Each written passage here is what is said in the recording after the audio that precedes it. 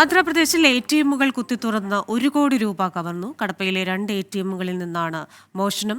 ചെന്നൈയിൽ നിന്ന് വിവരങ്ങളുമായി മുഹമ്മദ് റഹീസ് ചേരുന്നു. റഹീസെ, ഓഗസ്റ്റിലും ഇതേപോലെ സമാനമായ ഒരു മോഷണം ഉണ്ടായിരുന്നു. ഇപ്പോൾ ഈ കവർച്ചയിൽ 1 കോടി രൂപയാണ് നഷ്ടപ്പെട്ടിരിക്കുന്നത് എ.ടി.എമ്മിൽ നിന്ന് എന്ന് മനസ്സിലാക്കുന്നു.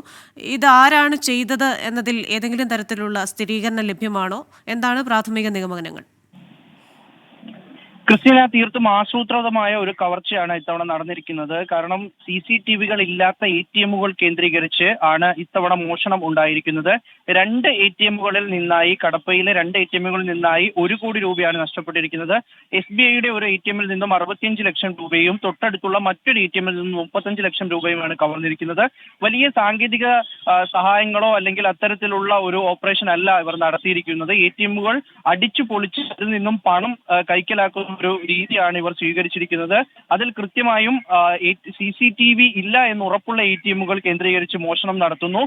സമീപത്തുള്ള മറ്റ് 3-4 ATM-കളിൽ കൂടി ഇത്തരത്തിലൊരു മോഷണ ശ്രമം ഉണ്ടായി. ഇന്ന് രാവിലെയോടെ ജീവനക്കാരെത്തിയപ്പോഴാണ് ഈ മോഷണ വിവരം അറിയുന്നത്. ഇവിടെ ഒന്നും തന്നെ രാത്രി സെക്യൂരിറ്റി ജീവനക്കാരും ഉണ്ടായിരുന്നില്ല. അപ്പോൾ കൃത്യമായി ആസൂത്രണം ചെയ്ത് ഇങ്ങനെ ATM-കളിൽ നിന്നും പൈസ കൈക്കലാക്കുന്ന ഒരു സംഘം ഇതിന് പിന്നിലുണ്ട് എന്ന് കഴിഞ്ഞ മാസത്തെ സംഭവത്തിൽ നിന്ന് തന്നെ വ്യക്തമായിരുന്നു. അതിന് പിന്നാലെയാണ് ഇപ്പോൾ ഈ 1 കോടി രൂപ നഷ്ടപ്പെടുന്ന ഒരു സാഹചര്യത്തിലേക്ക് എത്തിയിരിക്കുന്നത്. എന്തായാലും സ്ഥലത്ത് പോലീസ് പട്രോളിംഗ് ഊർജിതമാക്കാനാണ് ഇപ്പോൾ തീരുമാനിച്ചിട്ടുള്ളത്. പ്രതികളിലേക്ക് ഉടൻ എത്താൻ കഴിയും എന്നും പോലീസ് പറയുന്നുണ്ട്. ക്രിസ്റ്റീന.